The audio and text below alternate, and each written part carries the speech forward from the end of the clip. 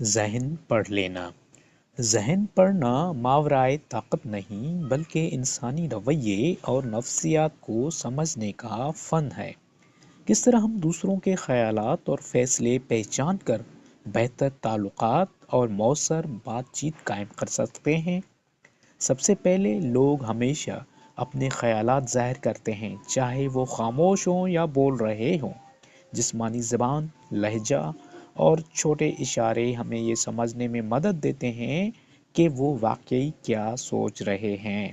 اعتماد بہت اہم کردار ادا کرتا ہے۔ جب ہم یقین اور اعتماد کے ساتھ بولتے ہیں اور عمل کرتے ہیں، لوگ ہمیں زیادہ قابل اعتماد اور مؤثر سمجھتے ہیں۔ انسانی انتخاب اکثر بے ترتیب نہیں ہوتے بلکہ کچھ نمونوں کے مطابق ہوتے ہیں۔ ان نمونوں کو سمجھ کر ہم دوسروں کے رد عمل کی پیش گوئی کر سکتے ہیں۔ زور دینے کے بجائے نرم تجویز زیادہ مؤثر ہوتی ہے اور لوگ محسوس کرتے ہیں کہ انہوں نے آزادانہ طور پر فیصلہ کیا ہے۔ پہلا تاثر بھی بہت اہم ہوتا ہے۔ ابتدائی ملاقات اور رویہ دیر پا اثر ڈال سکتے ہیں۔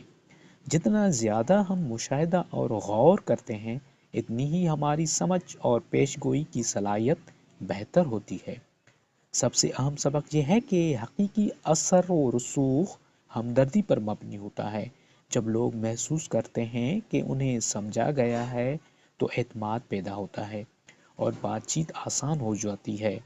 لوگوں کو سمجھنا اور ان کے ساتھ مؤثر تعلق قائم کرنا ذہن پڑھنے سے زیادہ اہم ہوتا ہے۔